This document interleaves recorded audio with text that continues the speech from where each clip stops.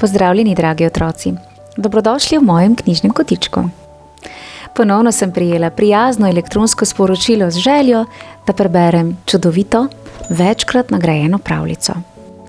Namreč Jaka in Ema zvečer zelo rada prisluhneta pravljicam. In današnja pravljica je za njiju, ter seveda tudi za vse ostale poslušalce. Predlagam, da se udobno namestimo in prisluhnemo zanimivi pravljici z naslovom Barnabus, žvirca z napako.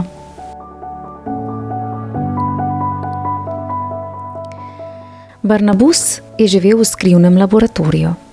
Bil je pol miš, pol slon. Laboratorij je bil njegov dom, vse odkar je vedel zase. Skrit je bil pod trgovinico popolne žvirce, ki je stala sredi povsem običajne ulice. Za ta skrivni prostor globoko pod zemljo ni vedel skoraj nihče. V njem so izdelovali popolne žvirce. Barnabus pa ni bil povsem popoln. Zato so ga umaknili na oddelek za žvirce z napako. Njegov dom je bil precej majhen, a zato toliko bolj čist in urejen.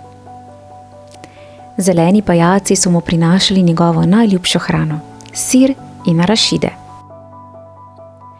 Barnabusa je vseeno na vso moč zanimalo, kakšen je svet zunaj njegovega malega steklenega zvona. O svetu tam zgoraj mu je pogosto pripovedoval ščurek Žuž.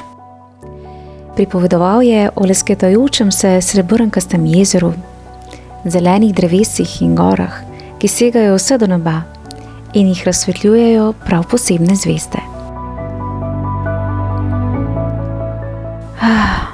Mogoče bom nekoč tudi jaz sedel pod milim nebom in gledal zvezde, je zasanjeno zavzdihnil Barnabus. In ko je zaprl oči, mu je to skoraj uspelo. Nemogoče, ga je zavrnil Žuž. Nič ni nemogoče, je bil odločen Barnabus. A v resnici ga je skrbelo, da ima morda njegov prijatelj prav. V tistem hipu so vstopili zeleni pajaci. Prižgali so luči in pregledali vsak stekleni zvon posebej. Sporazumevali so se s čudnimi zvoki. Bolščali so in bezali. Drezali in zijali. Vse steklene zvonove so ožigosali z rdečim napisom napaka. Potem so odšli. Kaj vendar to pomeni? Je vprašal Barnabus in se zazoril v nenavaden rdeči napis. To pomeni, da te bodo reciklirali, mu je odgovoril Žuž. To naredijo z vsemi žvircami z napako. Potem boš bolj puhast, ga je hotel prijazno potolažiti. In bolj srčkan in najbrž boš imel večje oči. Rad ima majhne oči, je ugovarjal Barnabus, čeprav o tem ni bil več povsem prepričan. Barnabus se je sesedel na dno svojega steklenega zvona. Mogoče res ni bil najbolj puhast in njegove oči so bile v resnici drobne in ne najbolj sijoče. A sam sebi je bil všeč prav tak, kot je bil. Kaj, če ne bo več maral arašidov in sira, ko ga bodo reciklirali? Kaj, če ga prijatelji ne bodo več prepoznali? Kaj, če mu ne bo več mar za zelena drevesa in visoke gore, ki jih razsvetljujejo prav posebne zvezde? Pobegniti moramo odtud, se mu je nenadoma posvetilo.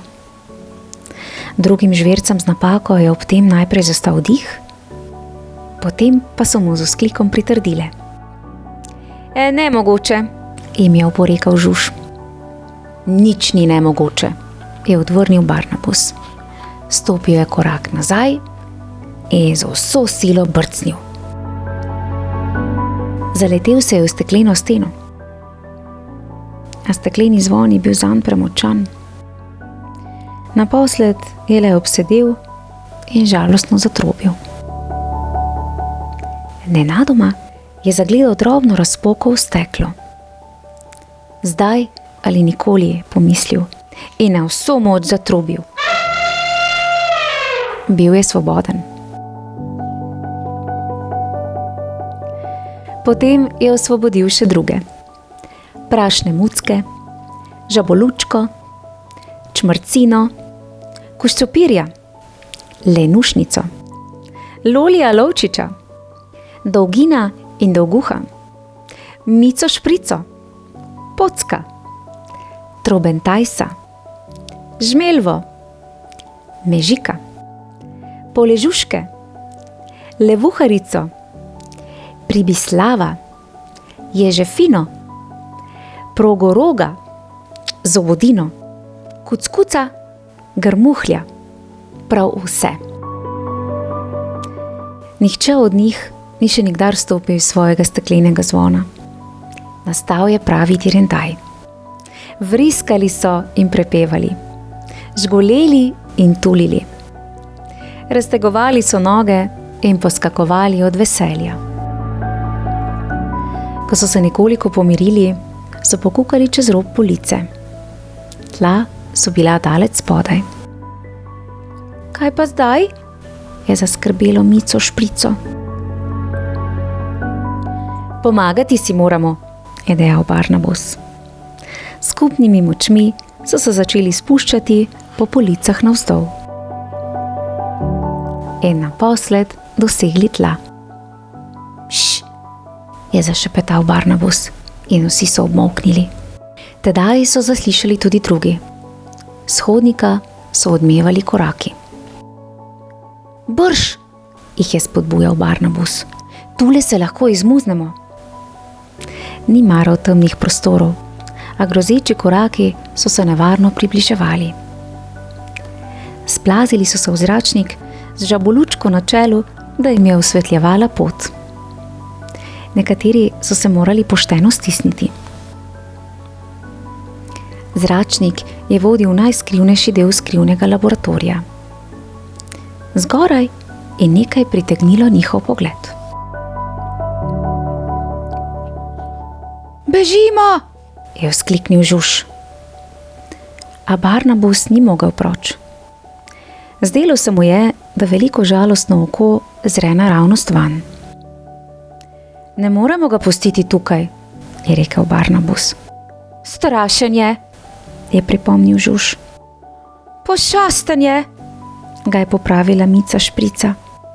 Grozen je rekel Kuščopir. Žvirca z napako je odgovoril Barnabas. Tako kot mi.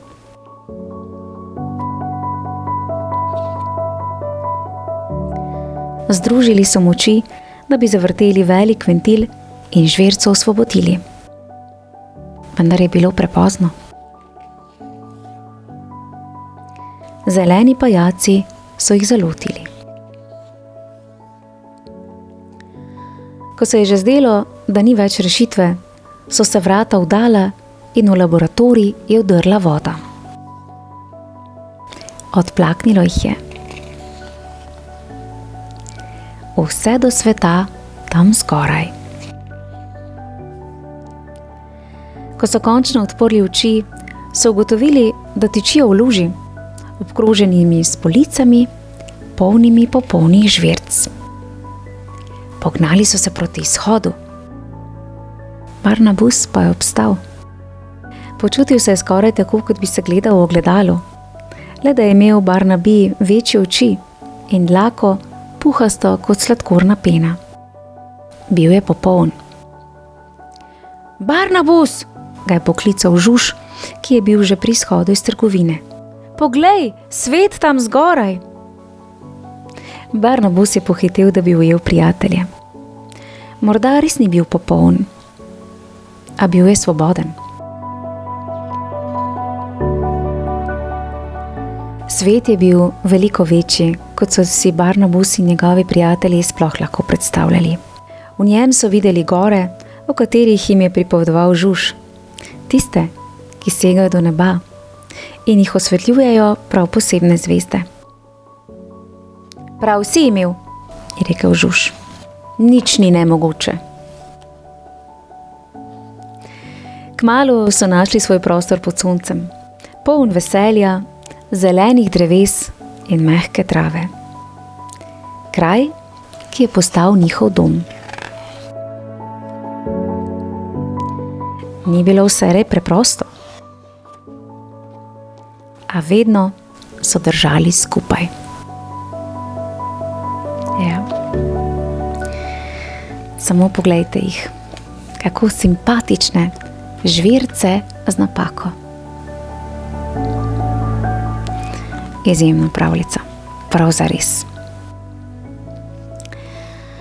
In še kako drži, da v pravih prijateljih je prav vse mogoče. Bravo, žvirce, res ste navdihujoče in polne iznajdljivosti. Čestitke pa tudi za skok v naš svet. Namreč biti ujet v steklenem zvonu res ni enostavno. Je pa res, da tudi življenje v našem svetu včasih ni lahko. A kot sem že rekla, s pravimi prijatelji je vse mogoče. Ter pa seveda s dobro voljo ter vztrajnostjo in pogumom. Jaka in Ema, iskrena hvala za idejo o zares sijajni pravljici. Otroci, v mojem knjižnem kotičku pa lahko prisluhnete še eni pravljici o pravem prijateljstvu z naslovom Nekega zimskega dne. Uživajte, lepo se imejte in negujte prijateljske vezi. Prijeten pozdravček prav vsem, še posebej pa vama, Jaka in Ema. Čau, čau. Ja, prav nič ni nemogoče, res je. Bravo, Barnabas, super si bil.